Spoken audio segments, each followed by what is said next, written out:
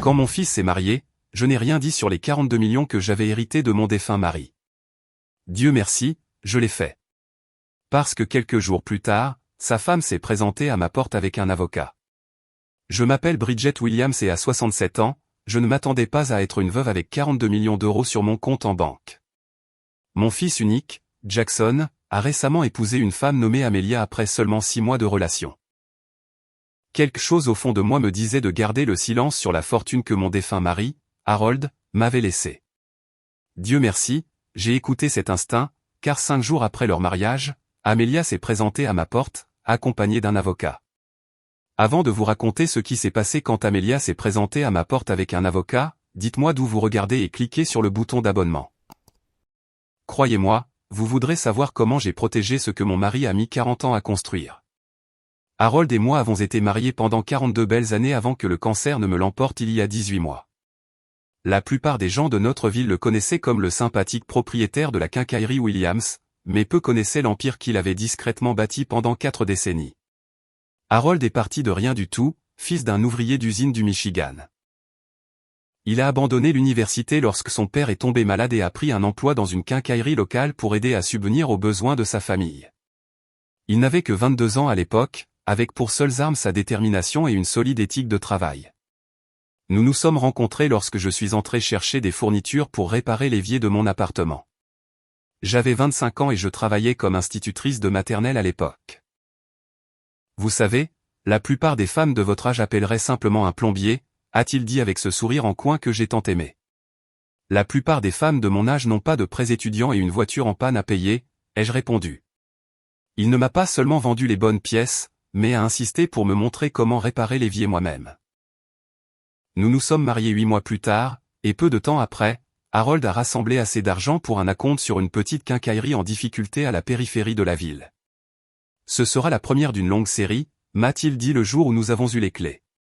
Je l'ai cru, mais je n'avais aucune idée à quel point il aurait raison. Au cours des 20 années suivantes, Harold s'est étendu à 5 emplacements dans tout l'État.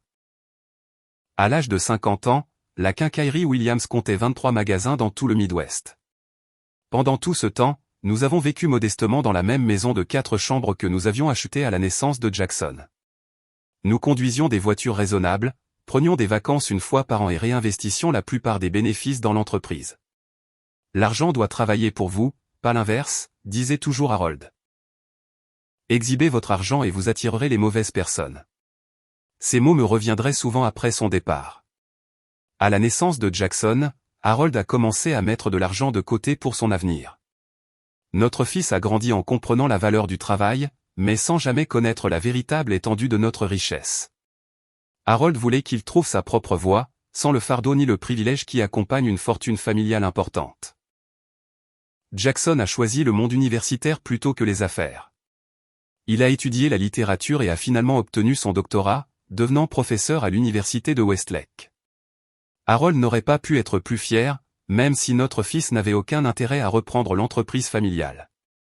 Il fait ce qu'il aime, m'a dit Harold.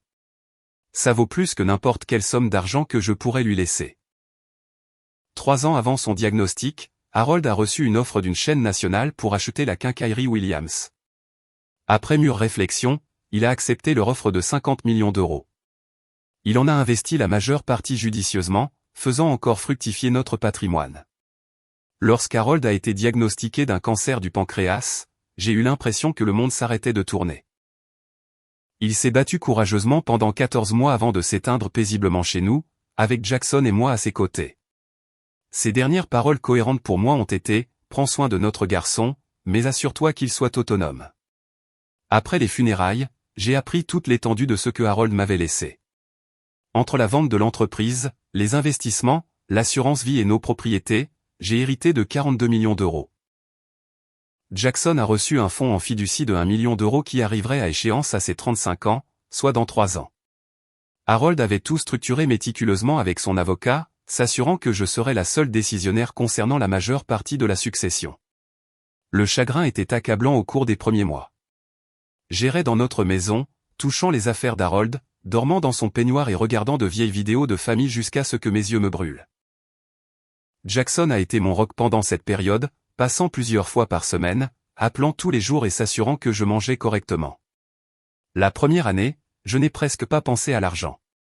Il est resté sur des comptes gérés par le conseiller financier de Thomas Herald pendant que j'apprenais à être une personne sans mon mari. Finalement, j'ai recommencé à voir des amis et j'ai même rejoint un groupe de soutien pour veuves au centre communautaire. Pendant tout ce temps, Jackson est resté célibataire. Il a eu quelques relations au fil des ans, mais rien de sérieux. À 32 ans, il semblait satisfait de ses livres, de ses étudiants et de son cercle d'amis proches. Je m'inquiétais parfois qu'il finisse seul, mais je gardais ses pensées pour moi. Après tout, Harold et moi l'avions élevé pour qu'il fasse ses propres choix. Puis, il y a 6 mois, tout a changé lorsque Jackson a rencontré Amelia lors d'un gala de collecte de fonds universitaires. Elle avait 29 ans, était d'une beauté saisissante et travaillait comme représentante pharmaceutique. La façon dont Jackson a décrit leur rencontre ressemblait à quelque chose tiré d'un roman d'amour. Elle se tenait seule près de la fontaine dans la cour. « Maman », m'a-t-il dit, les yeux pétillants. Elle portait cette robe bleue, et quand elle s'est retournée, je jure que le temps s'est arrêté. En 2 semaines, ils sortaient ensemble exclusivement. Jackson l'a amenée dîner le dimanche chez moi un mois après leur rencontre. Je me souviens encore du bruit de ses talons au claquant sur mon parquet alors qu'elle entrait, un sac à main de créateur au bras et des diamants scintillant à ses oreilles et à son cou. « Votre maison est si charmante », a dit Amelia, regardant mon salon avec ce que je reconnais maintenant comme du calcul plutôt que de l'appréciation. Jackson a mentionné que votre mari dirigeait des quincailleries. Était-ce une petite chaîne locale? Il y avait quelque chose dans sa façon de demander qui m'a fait hésiter.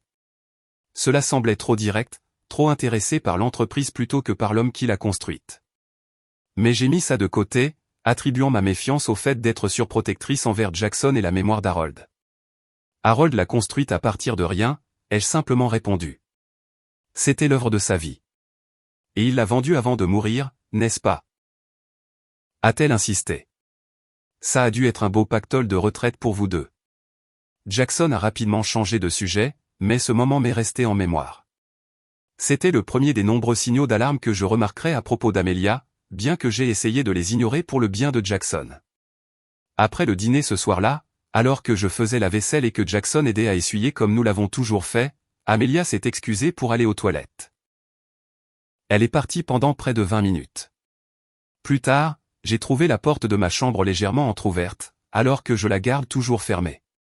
Rien ne semblait déranger, mais j'avais l'impression que quelqu'un avait fouillé dans mes affaires. Quand Harold était en vie, il me disait souvent « Fais confiance à ton instinct, Bridget. Il sait des choses avant que ta tête ne rattrape le coup. » Ce soir-là, mon instinct m'envoyait des signaux d'alarme à propos d'Amelia.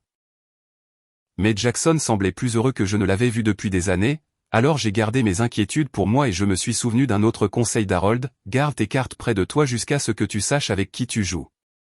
La relation de Jackson et Amelia a progressé à une vitesse qui m'a laissé sans voix. 2 mois après leur premier rendez-vous, Amelia avait emménagé dans le modeste appartement de 2 chambres de Jackson près du campus universitaire. C'était le même fils qui m'avait dit un jour qu'il tenait trop à son espace et à son indépendance pour se précipiter dans la cohabitation. « Ça ne va pas un peu vite, mon chéri ?» ai-je demandé lors de l'un de nos cafés hebdomadaires dans le petit café près de son université. « Quand on sait, a répondu Jackson avec un haussement d'épaule insouciant, ce qui était complètement inhabituel pour mon fils réfléchi et méthodique. « Papa a toujours dit qu'il t'avait demandé en mariage après seulement 6 mois. » C'était différent, ai-je dit prudemment. Nous étions plus jeunes et les temps étaient différents. Jackson a juste souri et a changé de sujet pour parler de la conférence de littérature européenne à laquelle il assisterait le mois suivant. Ce n'est que plus tard que j'ai réalisé qu'Amelia l'accompagnerait lors de ce voyage, ce qui était inhabituel car les conférences universitaires ne sont pas exactement des escapades romantiques. Les changements chez Jackson ne se limitaient pas à sa relation. Ses habitudes de dépenses ont changé de façon spectaculaire, ce qui m'a inquiété. Mon fils avait toujours été économe, épargnant assidûment sur son salaire de professeur et conduisant la même Honda fiable depuis 8 ans. Soudain, il portait des vêtements de marque, s'était offert une montre de luxe et parlait d'échanger sa voiture contre quelque chose de plus adapté à un homme dans sa position. Quand je l'ai interrogé sur ces changements, Jackson a balayé mes inquiétudes. Je mérite de profiter un peu de la vie, maman. Amelia m'a aidé à réaliser que j'étais trop conservateur avec mon argent. Lors d'un dîner dans un restaurant cher que Jackson a insisté pour payer, j'ai remarqué qu'Amelia orientait continuellement la conversation vers les finances familiales. Ce qui a commencé par des questions informelles est devenu de plus en plus ciblé. Jackson a mentionné que votre mari était un sacré homme d'affaires, a dit Amelia en faisant tourner son 3e verre de vin à 100 €. Il a dû vous laisser bien à l'abri. Harold était prudent avec l'argent? Ai-je répondu de manière évasive. Il s'est assuré que je n'aurais pas à m'inquiéter. Mais la chaîne de quincaillerie, a-t-elle insisté? Jackson a dit qu'elle était assez étendue avant la vente. Ça a dû rapporter des millions, non? Jackson avait l'air mal à l'aise, mais n'a pas interrompu Amelia pendant qu'elle poursuivait son interrogatoire. Et j'imagine qu'il y a eu des investissements importants aussi. La plupart des hommes d'affaires qui réussissent diversifient leur portefeuille. Harold s'occupait de tout ça, ai-je dit, délibérément vague. Je n'ai jamais été très doué pour les détails financiers. C'était bien sûr faux. Harold s'était assuré que je comprenais chaque aspect de nos finances, insistant sur le fait que je serais capable de tout gérer si quelque chose lui arrivait. Mais quelque chose me disait de garder cette information pour moi. Après ce dîner, j'ai commencé à remarquer une tendance. Jackson appelait moins fréquemment. Nos dîners du dimanche sont devenus mensuels, puis sporadiques. Quand nous parlions, Amelia était souvent présente, surveillant nos conversations avec un sourire qui n'atteignait jamais tout à fait ses yeux. 3 mois après le début de leur relation, Jackson a annulé nos projets de longue date de visiter la tombe d'Harold pour son anniversaire. Quelque chose que nous nous étions promis de toujours faire ensemble.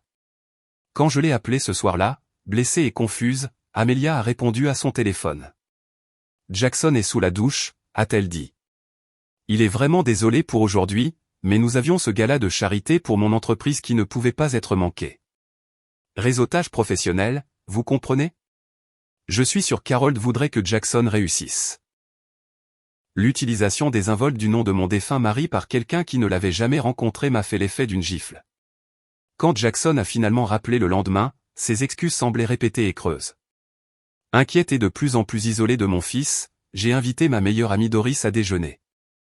Nous étions amis depuis plus de 40 ans, et elle était l'une des rares personnes à connaître toute l'étendue de ma situation financière. Il y a quelque chose qui ne va pas avec cette fille, ai-je confié alors que nous étions assises dans sa cuisine ensoleillée. Elle pose constamment des questions sur l'argent, sur l'entreprise d'Harold, sur ce qu'il a laissé. Doris a tendu la main sur la table et m'a serré la main. Et que lui as-tu dit? Rien de précis, les jeux assurés. Harold a toujours dit de faire attention à qui on partage des informations financières. Homme intelligent, a acquiescé Doris. Et tu devrais l'écouter maintenant. Ne lui dis rien tant que tu n'es pas absolument sûr de ses intentions. Mais si je me trompe, ai-je demandé, exprimant ma plus grande peur. Et si elle aime vraiment Jackson et que je ne suis qu'une vieille femme méfiante? Alors, aucun mal n'est fait, a dit fermement Doris. Si elle l'aime pour lui, ton argent ne devrait pas avoir d'importance. Mais si elle en a après ce qu'Harold a construit, tu seras contente d'avoir gardé le silence.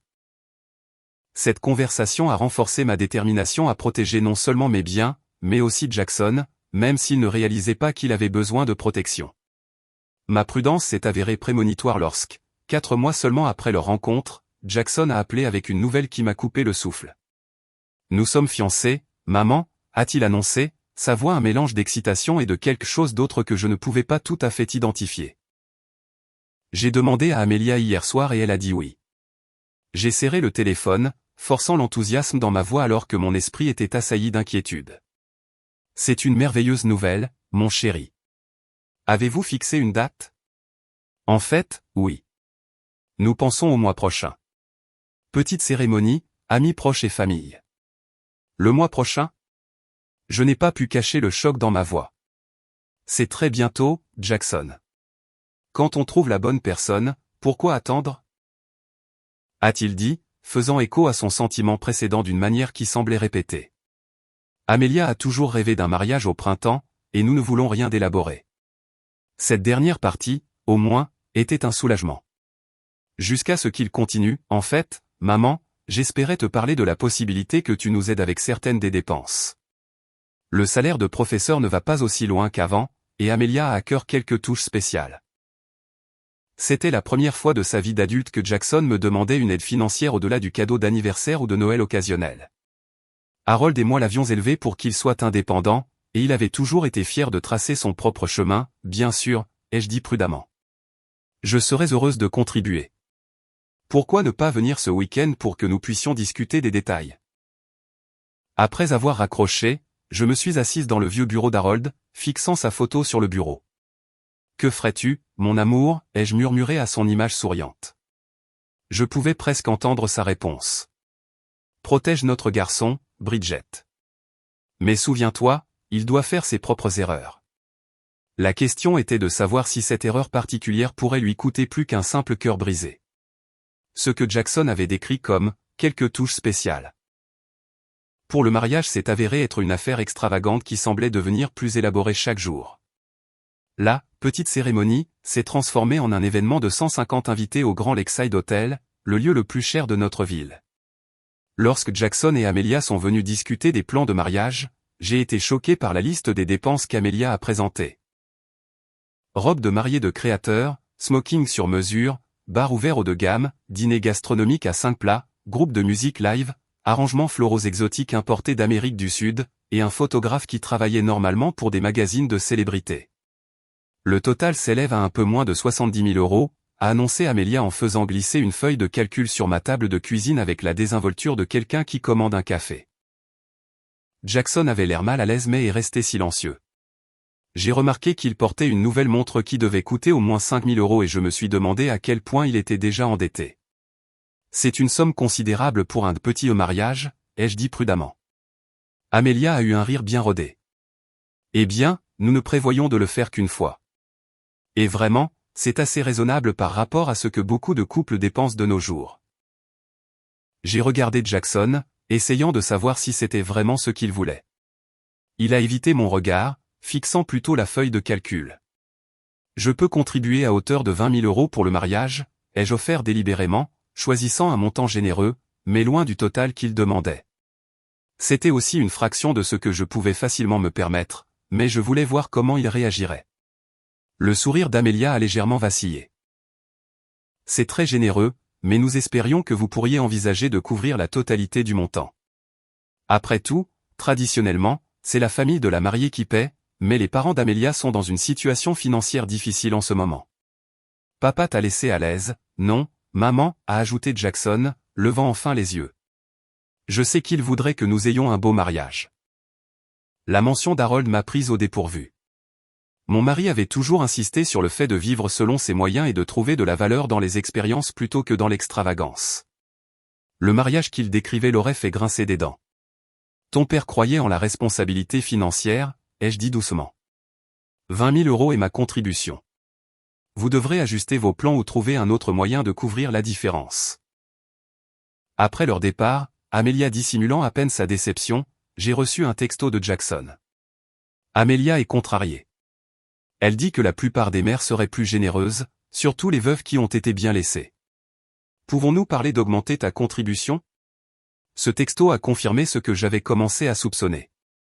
Amelia croyait que j'avais une richesse importante et poussait Jackson à y accéder. La question était de savoir combien elle pensait que j'avais et jusqu'où elle irait pour l'obtenir. 2 semaines plus tard, Jackson a appelé pour dire qu'ils avaient revu certains plans à la baisse et obtenu un prêt pour les coûts restants. Il semblait stressé, mais a insisté sur le fait que tout allait bien.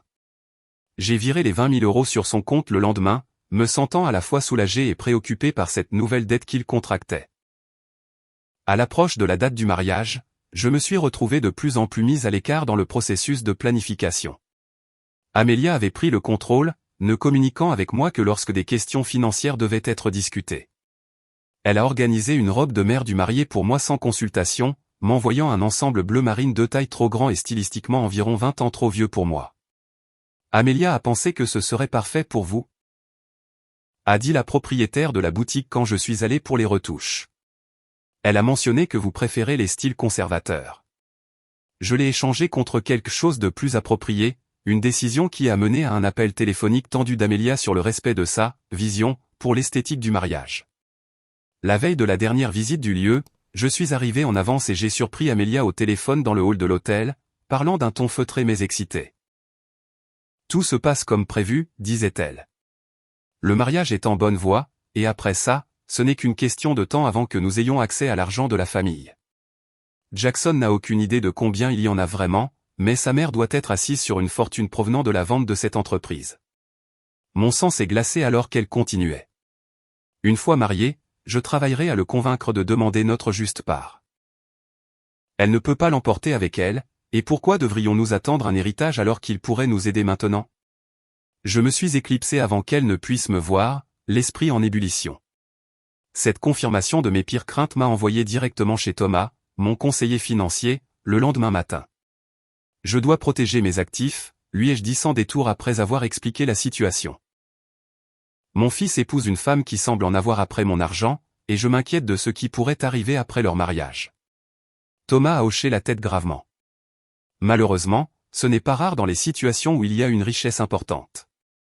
Avez-vous été transparente avec Jackson sur l'étendue de vos actifs? Non, ai-je admis. Harold et moi avons toujours cru que Jackson devait tracer son propre chemin. Il sait que nous étions à l'aise, mais pas toute l'étendue. C'était probablement sage, a dit Thomas.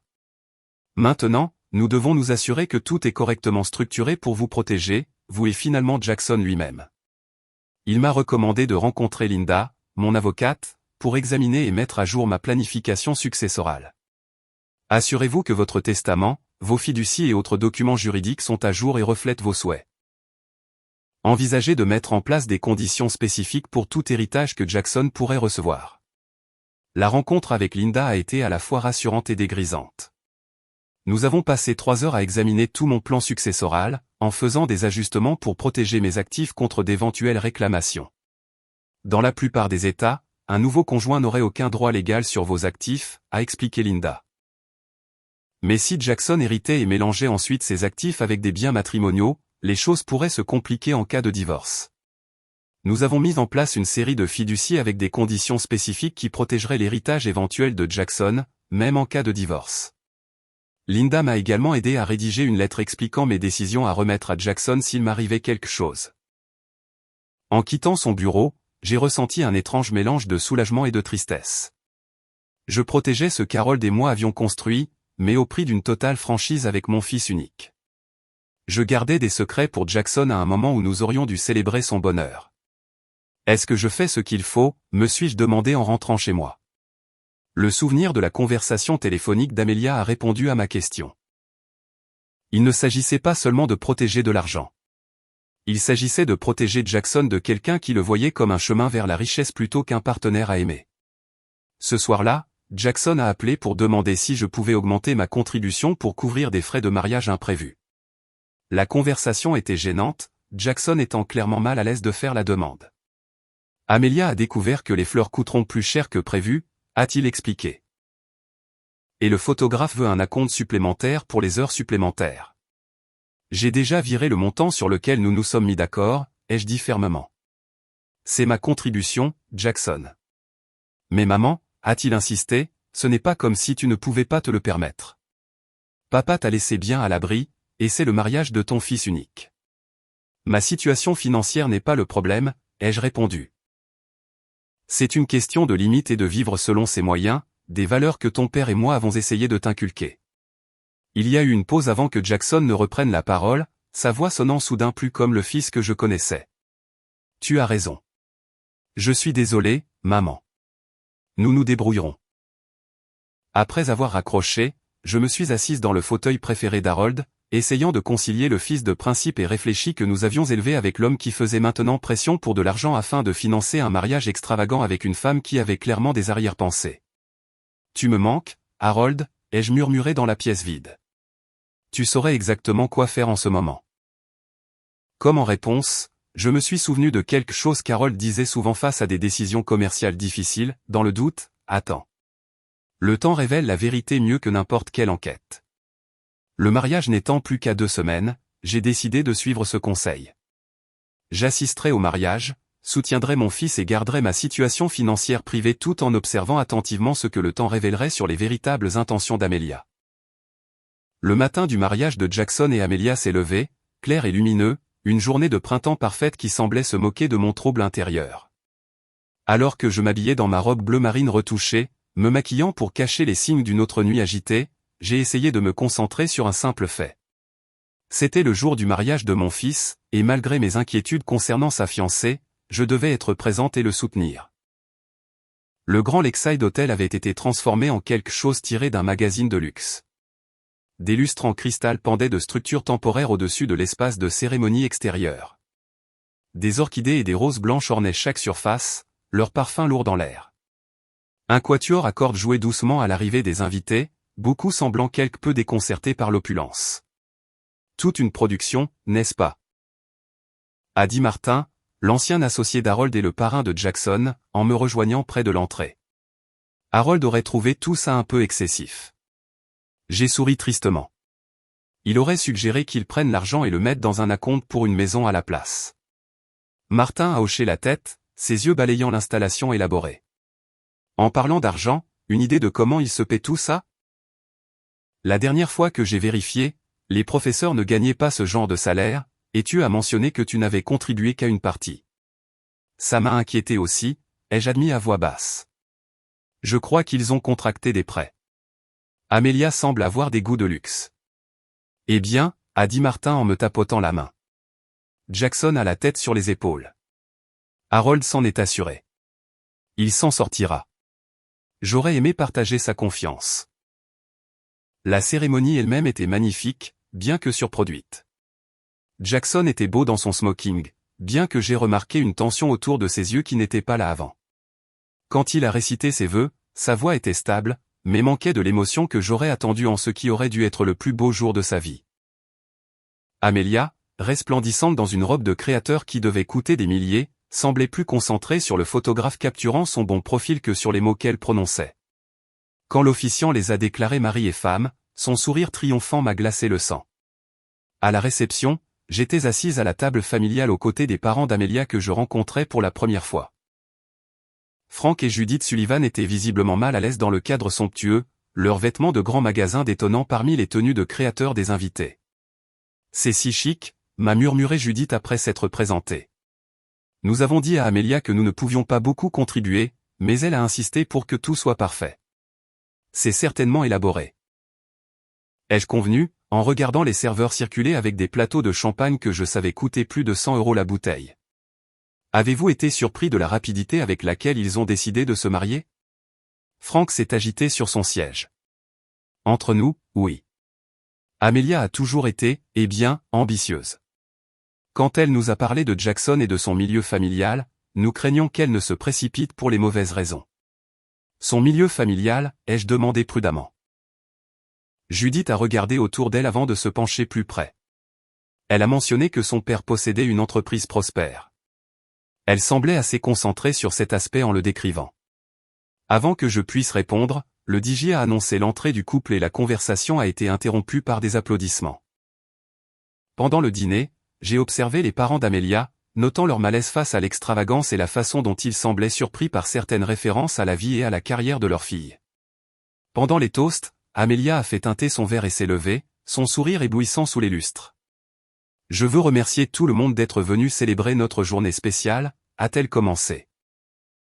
Surtout ma nouvelle belle-mère, Bridget, qui a élevé un homme si merveilleux et m'a accueilli dans une famille avec une telle sécurité et prospérité. Son insistance sur ces derniers mots était subtile mais sans équivoque. J'ai remarqué que Jackson bougeait légèrement sur son siège, une lueur d'inconfort traversant son visage. Après le repas, alors que les invités commençaient à danser, je me suis dirigé vers les toilettes. Dans le couloir, j'ai surpris Amelia parlant à une femme que j'ai reconnue comme sa demoiselle d'honneur. « Arrête de t'inquiéter pour le coup, » disait Amelia. « Ce n'est que le début. Nous serons bientôt à l'abri pour la vie. »« Mais ces cartes de crédit sont à ton nom, » a répondu son amie. « Et tu en as vidé 3 pour ce mariage. » Amelia a ri.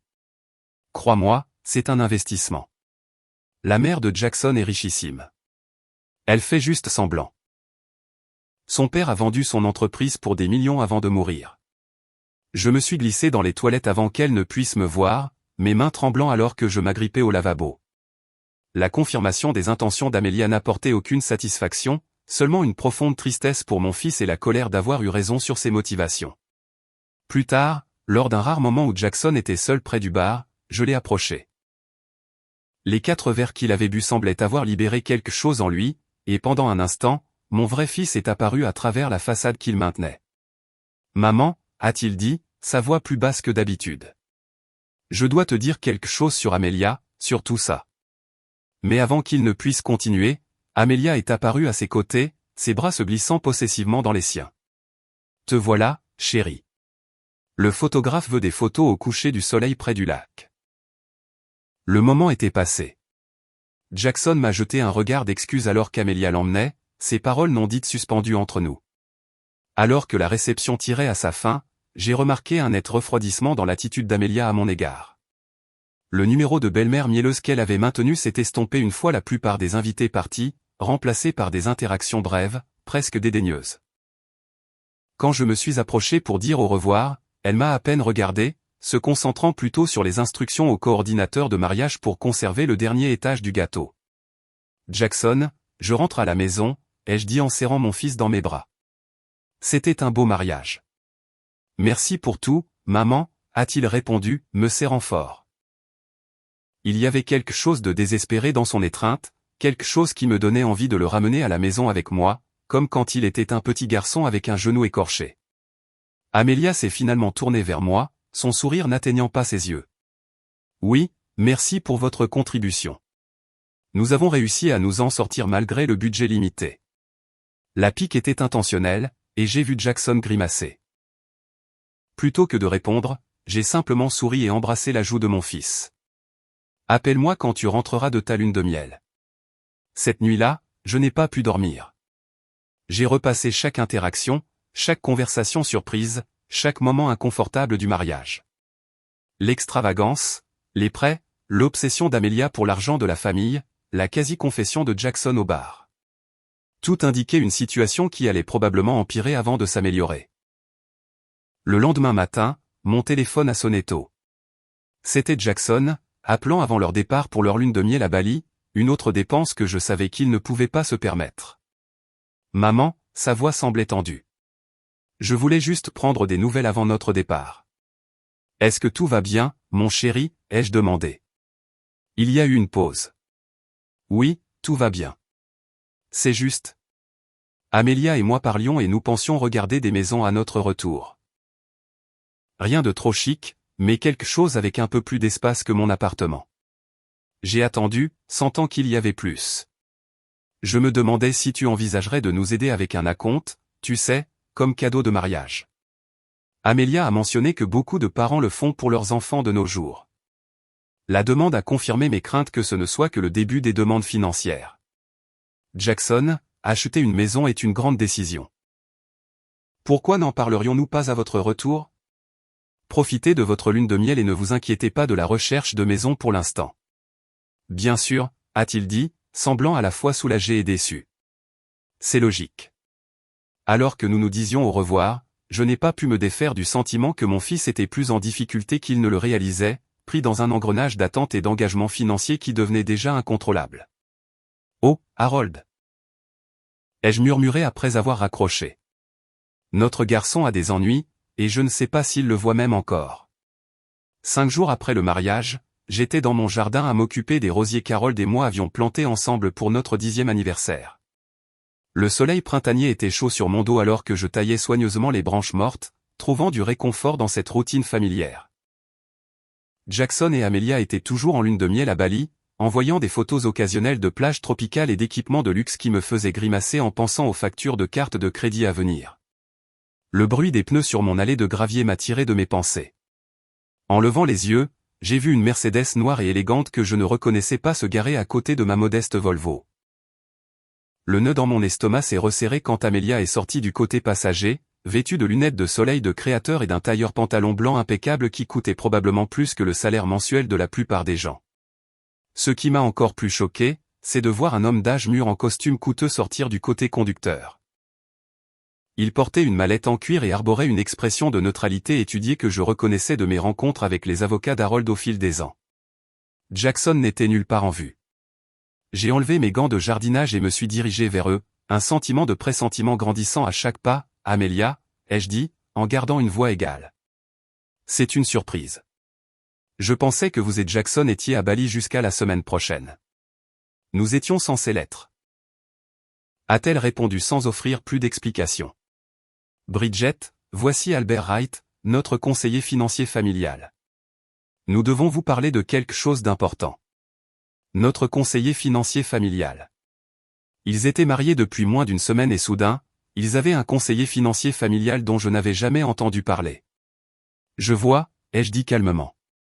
Pourquoi n'irions-nous pas à l'intérieur? Je peux faire du café. Une fois dans mon salon, avec des tasses de café intactes sur la table entre nous, Albert Wright a ouvert sa mallette et a sorti plusieurs documents. Madame Williams, a-t-il commencé d'un ton qui réussissait à être à la fois respectueux et condescendant. Amelia m'a consulté sur une question de finances familiales que nous pensons devoir aborder rapidement. J'ai regardé Amelia, dont l'expression était passée du rôle de belle-fille charmante qu'elle avait maintenu avant le mariage à quelque chose de plus dur et de plus calculateur.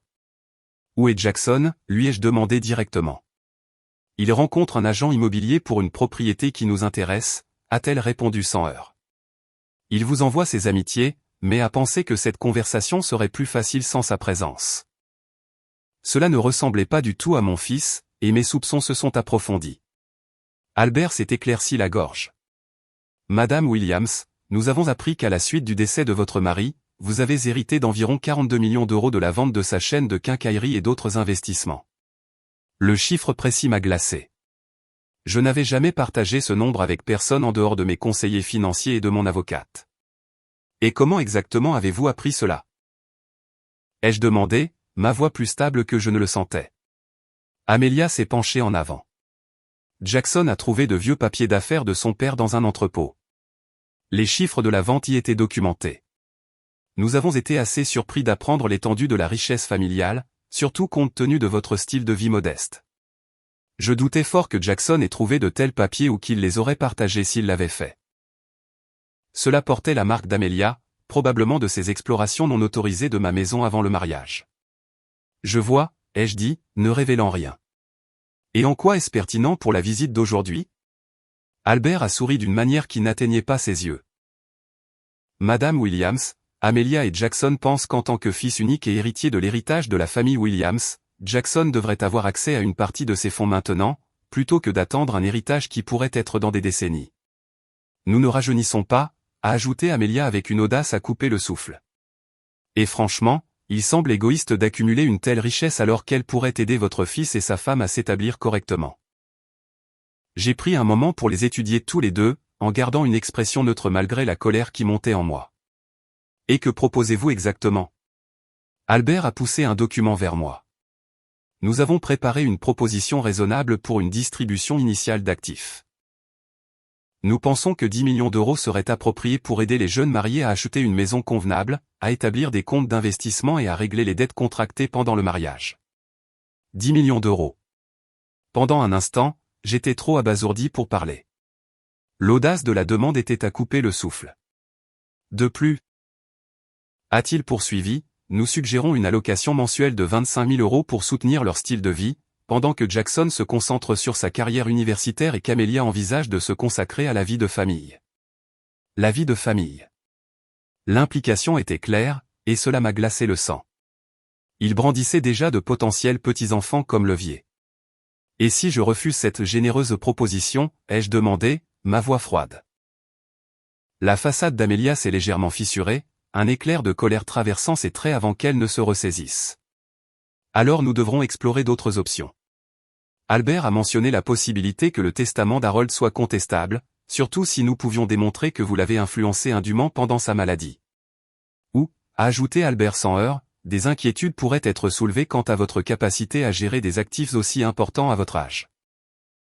Les tribunaux sont souvent favorables aux réclamations des enfants cherchant à protéger le patrimoine familial d'une mauvaise gestion potentielle. Ils me menaçaient de me déclarer incompétente ou de m'accuser d'avoir manipulé mon mari mourant, tout ça pour mettre la main sur l'œuvre de la vie d'Harold. Je me suis levé lentement, ma décision prise. Je pense que cette conversation est allée assez loin. Je vais devoir vous demander à tous les deux de quitter ma maison. Vous faites une erreur, a dit Amelia, son masque agréable complètement tombé maintenant. Jackson sera dévasté d'apprendre à quel point vous vous souciez peu de son avenir. J'en doute fort, ai-je répondu. En fait, je me demande si Jackson sait que vous êtes ici. Les yeux d'Amelia se sont rétrécis. Bien sûr qu'il le sait. C'était son idée. Le mensonge était si transparent que j'en ai presque ri. Alors j'en discuterai directement avec lui à son retour. D'ici là, je n'ai plus rien à vous dire à aucun de vous deux.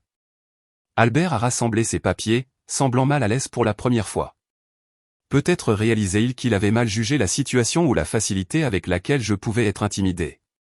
Alors qu'il se dirigeait vers la porte, Amelia s'est retournée, son expression maintenant ouvertement hostile. Ce n'est pas fini, Bridget. Vous pouvez partager ce qui fait légitimement partie de notre famille maintenant, ou perdre votre fils pour toujours. Le choix vous appartient. Après leur départ, je suis restée assise, tremblante, dans le fauteuil d'Harold, la colère et la peur m'envahissant par vagues. Pas de peur pour moi ou même pour l'argent, mais pour Jackson. Si Amelia était prête à aller aussi loin après moins d'une semaine de mariage, que pourrait-elle faire d'autre? J'ai pris mon téléphone et j'ai appelé Linda, mon avocate. Sa secrétaire m'a immédiatement passé en entendant l'urgence dans ma voix. Linda, ai-je dit sans préambule, j'ai besoin de votre aide. Ma belle-fille vient de se présenter avec quelqu'un se prétendant conseiller financier, exigeant 10 millions d'euros et menaçant d'une action en justice si je refuse. La réponse de Linda a été immédiate et rassurante. Ne vous inquiétez pas, Bridget. Ils n'ont aucun fondement juridique. Documentez tout ce qui a été dit aujourd'hui pendant que c'est frais dans votre esprit. Envoyez-le-moi par email et ne communiquez plus avec aucun d'eux avant que nous ayons élaboré une stratégie. Après avoir raccroché, j'ai fait comme Linda l'avait suggéré, tapant chaque détail de la conversation pendant qu'elle était encore fraîche. Puis j'ai appelé Thomas, mon conseiller financier, pour l'alerter de la situation et m'assurer que personne ne pourrait accéder à aucun de mes comptes sans autorisation appropriée. Cette nuit-là, j'ai à peine dormi, l'esprit en ébullition d'inquiétude pour Jackson et de colère face à la manipulation d'Amelia. Je me demandais où était vraiment mon fils et s'il avait la moindre idée de ce que sa nouvelle femme faisait en son nom. La confrontation avait rendu une chose très claire. Mon instinct à propos d'Amelia avait été juste depuis le début. Maintenant, je devais trouver un moyen d'aider Jackson à voir la vérité avant qu'elle ne cause des dommages irréparables à sa vie et à notre relation. Le lendemain de l'embuscade d'Amelia avec son soi-disant conseiller financier, j'étais encore sous le choc de la confrontation. J'avais passé la matinée au téléphone avec Linda à discuter des protections juridiques et des prochaines étapes. Quand la sonnette a retenti, mon cœur a bondi dans ma gorge, craignant qu'Amelia ne soit revenue avec plus de demandes ou de menaces. Au lieu de cela, quand j'ai ouvert la porte, j'ai trouvé Jackson debout seul sur mon porche, l'air hagard et ne ressemblant en rien à un homme en lune de miel. Ses yeux étaient injectés de sang avec des cernes en dessous, ses vêtements froissés comme s'il avait dormi dedans. « Maman » a-t-il dit, sa voix se brisant légèrement. « Je peux entrer ?» Je l'ai serré dans mes bras avant de le faire entrer. De près, il avait l'air encore pire. L'ombre du professeur confiant qui se tenait à l'hôtel quelques jours plus tôt. « Jackson, que s'est-il passé? Pourquoi n'es-tu pas à Bali ?» Je l'ai conduit à la cuisine, mettant automatiquement la bouilloire en marche pour du thé comme je l'avais fait tout au long de son enfance quand il était contrarié. Il s'est affalé sur une chaise à la table de la cuisine, passant ses mains dans ses cheveux en désordre. Nous sommes rentrés plus tôt. Amelia a dit qu'elle avait une urgence de travail, mais... Il s'est interrompu, l'air perdu. Mais ce n'était pas vrai, ai-je suggéré doucement, posant une tasse de thé à la camomille devant lui. Jackson a levé les yeux, son regard hanté. Elle m'a dit qu'elle rencontrait un collègue hier après-midi. Quand elle est revenue à notre appartement, elle était furieuse, disant que tu avais été cruelle et méprisante quand elle est passée te voir. C'était donc l'histoire qu'elle avait inventée. Jackson, Amelia est bien venue ici hier, mais pas seule et pas pour prendre de mes nouvelles. J'ai expliqué ce qui s'était réellement passé, regardant l'expression de mon fils passer de la confusion à l'incrédulité, et enfin à une prise de conscience dévastatrice. 10 millions d'euros. A-t-il murmuré. Elle t'a demandé 10 millions d'euros. J'ai hoché la tête. Et des paiements mensuels de 25 000 euros. Ils ont prétendu que c'était ton idée, que tu étais au courant de la réunion. Le visage de Jackson s'est décomposé. Je n'en avais aucune idée, maman. Je te le jure. Il a pressé ses paumes contre ses yeux. Mais j'aurais dû. Mon Dieu, j'aurais dû le voir venir. Que veux-tu dire, mon chéri? Il a pris une profonde inspiration. Les choses sont étranges depuis le mariage. Lors de notre première nuit à Bali, Amelia a commencé à parler de regarder des propriétés de plusieurs millions d'euros à notre retour. Quand je lui ai dit que nous ne pouvions pas nous permettre quelque chose comme ça, elle a ri et a dit de ne pas s'inquiéter, que l'argent de la famille s'en occuperait. Mon cœur s'est serré pour lui alors qu'il continuait. Ensuite, je l'ai trouvé en train de fouiller dans mon ordinateur portable, regardant des fichiers du vieux bureau de papa que j'avais scanné il y a des années. Quand je lui ai demandé ce qu'elle faisait, elle est devenue sur la défensive, disant qu'elle essayait juste d'en apprendre plus sur l'entreprise familiale. Les mains de Jackson tremblaient autour de sa tasse. Le lendemain matin, je me suis réveillé pour la trouver au téléphone avec quelqu'un discutant de transfert d'actifs et de fiducie familiale. Quand elle m'a vu, elle a raccroché immédiatement. « Pourquoi n'as-tu rien dit, ne l'as-tu pas confronté ?» ai-je demandé. Je l'ai fait, plus tard dans la journée. Elle a tout nié, a dit que j'étais paranoïaque et que je gâchais notre lune de miel. Mais ensuite, j'ai trouvé des notes qu'elle avait prises sur l'entreprise de papa avec des chiffres entourés et des calculs dans les marges. Il m'a regardé, les yeux remplis de honte. Une note disait, environ 42 millions hérités par la belle-mère. C'était mon moment d'être complètement honnête avec mon fils. Jackson, ce chiffre est exact. La vente de l'entreprise de ton père, les investissements et l'assurance vie m'ont laissé avec 42 millions d'euros. Ses yeux se sont agrandis. Je savais que papa avait bien réussi, mais je n'avais aucune idée que c'était autant. Nous ne voulions pas que l'argent définisse ta vie ou tes choix, ai-je expliqué. Ton père croyait fermement que tu devais trouver ta propre voie, construire ton propre succès. Et je pensais l'avoir fait, a dit amèrement Jackson. J'étais fier de ma carrière, de mon indépendance. Mais Amelia. Il s'est interrompu, baissant les yeux sur ses mains. Tu es tombé amoureux. Ai-je dit doucement. Il n'y a pas de honte à cela. Ce n'était pas de l'amour, a-t-il dit, sa voix se durcissant. Du moins pas de sa part. Après avoir trouvé ses notes, j'ai commencé à faire plus attention.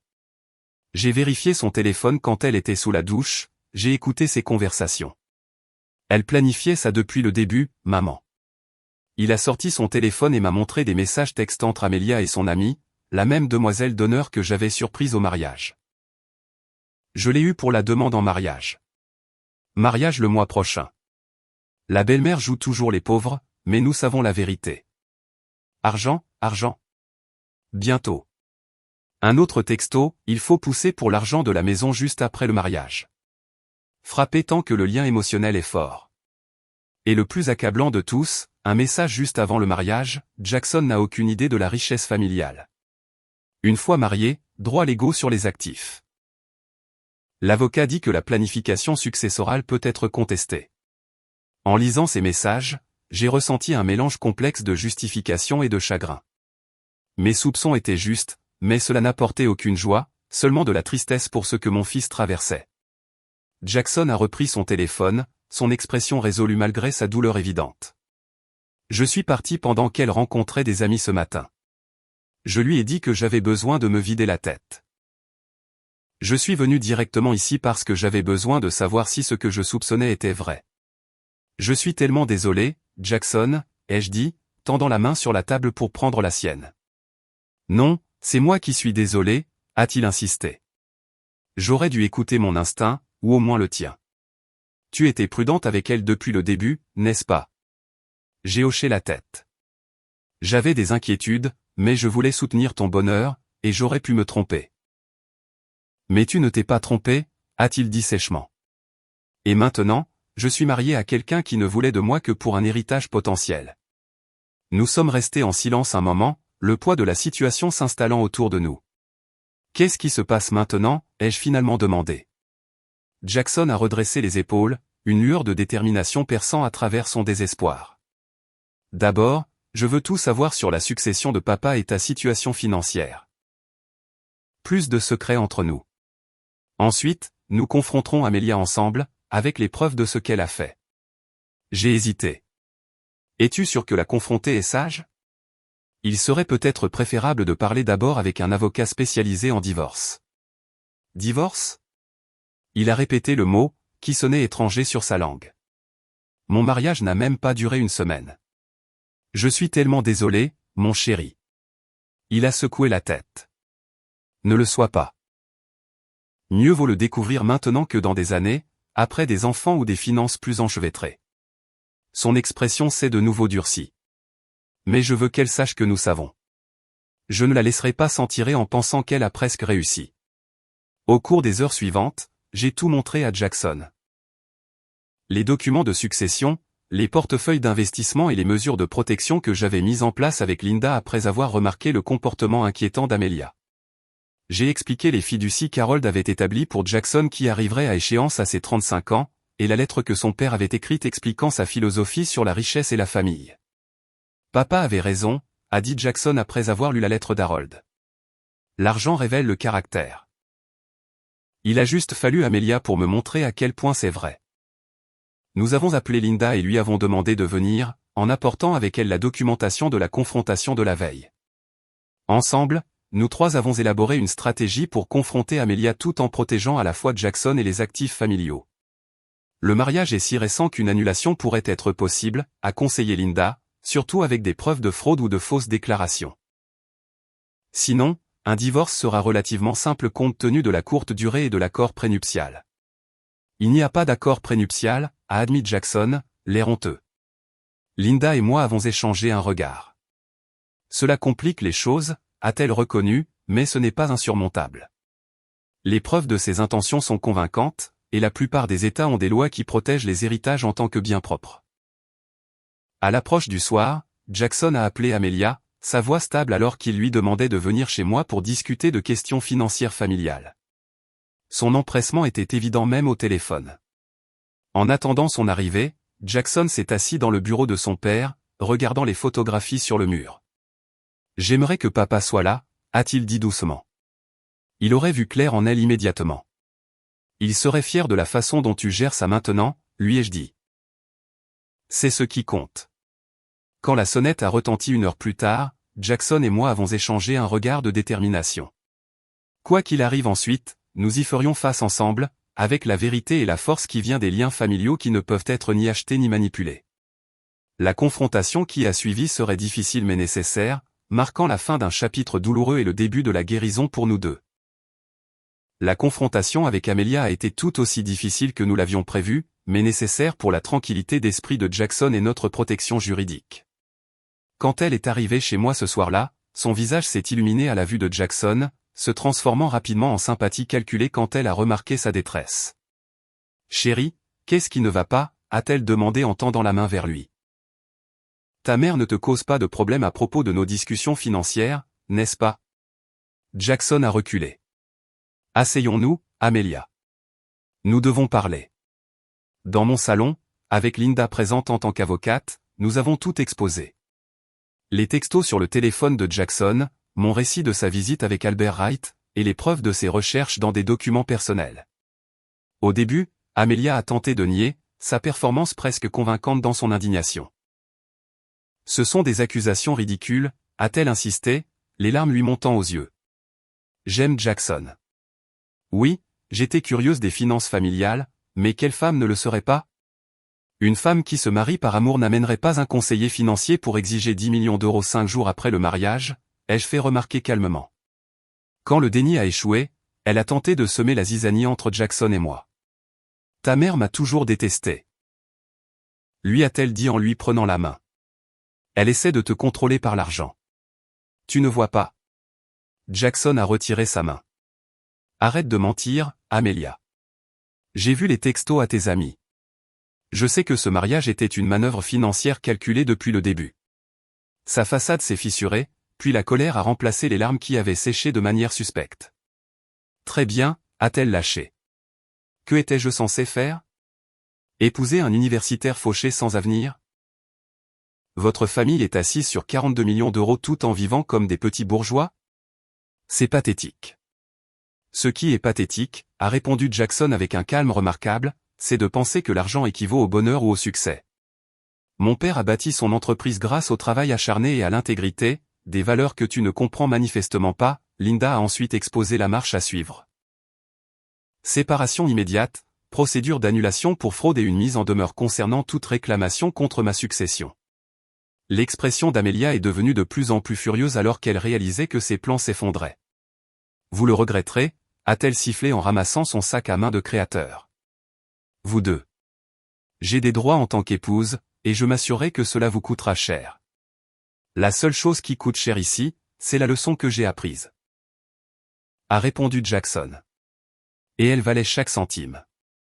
Après qu'elle soit sortie en trombe, Jackson s'est assis lourdement sur le canapé, l'épuisement émotionnel visible dans chaque ligne de son corps. Je n'arrive pas à croire que j'ai été si aveugle. L'amour nous rend vulnérables, ai-je dit en m'asseyant à côté de lui. Il n'y a pas de honte à avoir un cœur ouvert. Les semaines qui ont suivi ont été difficiles mais curatives. Avec les conseils experts de Linda, Jackson a demandé l'annulation pour fraude et fausse déclaration. Amelia a d'abord menacé d'une longue bataille juridique, mais a reculé face aux preuves accablantes de sa tromperie calculée. Le mariage a été annulé 6 semaines plus tard, déclaré légalement nul, comme s'il n'avait jamais eu lieu. Les conséquences financières ont été relativement simples grâce à la brièveté du mariage et à nos actions rapides. Jackson a assumé la responsabilité de la dette du mariage, insistant pour la payer lui-même malgré mon offre d'aide. Je dois nettoyer mes propres dégâts, a-t-il dit fermement. Papa n'aurait attendu rien de moins. Tout au long de cette période difficile, j'ai regardé mon fils faire le deuil non seulement de la relation, mais aussi de l'avenir qu'il avait imaginé. Pourtant, au sein de ce deuil, je l'ai aussi vu se reconnecter avec les valeurs qu'Harold et moi lui avions inculquées. L'intégrité, la responsabilité et la compréhension que la vraie richesse réside dans le caractère, pas dans les comptes en banque. 3 mois après l'annulation, Jackson et moi avons établi une nouvelle tradition de discussion financière hebdomadaire où nous examinions ouvertement les investissements, les projets et les opportunités philanthropiques. C'est au cours d'une de ces réunions que j'ai officiellement créé une fiducie pour Jackson avec des conditions spécifiques qui reflétaient à la fois la protection et la confiance. L'argent sera à ta disposition à 35 ans comme ton père l'avait prévu, ai-je expliqué, mais avec des dispositions qui le protègent des réclamations futures. Non pas parce que je ne fais pas confiance à ton jugement, mais parce que tout le monde mérite une deuxième couche de sécurité. Jackson a hoché la tête, comprenant la sagesse de cette approche. J'ai réfléchi à ce que j'en ferais éventuellement, a-t-il dit. Peut-être un fonds de bourse d'études pour les étudiants de première génération au nom de papa. Ces paroles m'ont rempli de fierté. C'était bien le fils d'Harold. Alors que l'été laissait place à l'automne, j'ai commencé à revoir des bribes de l'ancien Jackson. Son travail universitaire avait en fait prospéré à la suite du désastre Amelia, avec un contrat de livre et une promotion au poste de professeur associé. Il avait également commencé à faire du bénévolat dans un programme d'éducation financière pour les jeunes adultes, transformant son expérience douloureuse en une éducation qui pourrait aider d'autres à éviter des écueils similaires. « Maman » a-t-il dit un dimanche soir alors que nous étions assis sur mon porche à regarder le coucher de soleil. « Je veux te remercier d'avoir protégé l'héritage de papa comme tu l'as fait. Si tu m'avais parlé de l'héritage complet plus tôt, Amelia aurait pu réussir. Ou quelqu'un d'autre aurait fini par essayer, ai-je terminé pour lui. » Il a hoché la tête. « Je comprends maintenant pourquoi toi et papa avez gardé tant de choses privées. L'argent ne change pas seulement la façon dont les autres vous voient. Il peut changer la façon dont vous vous voyez si vous ne faites pas attention. » 1 an après le mariage qui n'en était pas un, j'ai observé avec une joie tranquille Jackson commencer à fréquenter à nouveau quelqu'un, cette fois une bibliothécaire pour enfants nommée Kate, qui conduisait une voiture de 15 ans et préparait ses propres déjeuners.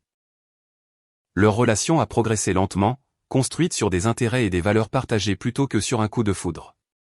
Quand il l'a amenée dîner, elle a passé plus de temps à poser des questions sur les histoires de la vie d'Harold que sur le succès de son entreprise. Elle ne connaît pas l'héritage, m'a dit Jackson après ce dîner. Et je ne lui dirai pas tant que je ne serai pas absolument certain qu'elle m'aime pour moi. Pour moi, mon parcours à travers cette expérience m'a appris des leçons que je ne m'attendais pas à apprendre dans ma soixantaine. J'ai découvert que protéger le patrimoine familial ne consiste pas seulement en des documents juridiques et des structures financières, mais aussi à nourrir les valeurs qui ont créé cette richesse en premier lieu. J'ai appris que les secrets peuvent parfois être des limites nécessaires plutôt que des barrières nuisibles. Plus important encore, j'ai réalisé que la sagesse financière d'Harold avait été une forme d'amour et de protection qui a continué même après son départ. Les 42 millions d'euros qu'Amelia convoitait restent en grande partie intacts, croissant régulièrement sous la gestion de Thomas. Mais leur vraie valeur ne réside pas dans les comptes numérotés ou les portefeuilles d'investissement. Leur valeur réside dans le fonds d'éducation que nous avons créé pour les étudiants à faible revenu, dans les petits prêts aux entreprises que nous accordons aux entrepreneurs ayant des rêves comme celui d'Harold, et dans la sécurité qu'ils représentent pour les futures générations de notre famille, qui, espérons-le, comprendront que l'argent est un outil, pas une identité. En fin de compte, la fortune qu'Harold a laissée a fait exactement ce qu'il avait prévu. Elle a fourni la sécurité sans remplacer le besoin de caractère, d'éthique de travail et de responsabilité personnelle. En gardant le silence sur cet héritage lorsque mon fils s'est marié, j'ai protégé non seulement l'argent, mais aussi les valeurs qu'il représentait. Avez-vous déjà dû garder un secret pour protéger quelqu'un que vous aimez? J'adorerais lire vos histoires dans les commentaires ci-dessous. Et si cette histoire a résonné en vous, veuillez aimer et vous abonner pour entendre plus de leçons de vie de quelqu'un qui les a apprises à la dure. N'oubliez pas de partager cette vidéo avec toute personne qui pourrait naviguer dans des situations financières familiales complexes. Merci d'avoir écouté mon histoire et puissiez-vous trouver la sagesse de protéger ce qui compte le plus dans votre propre vie.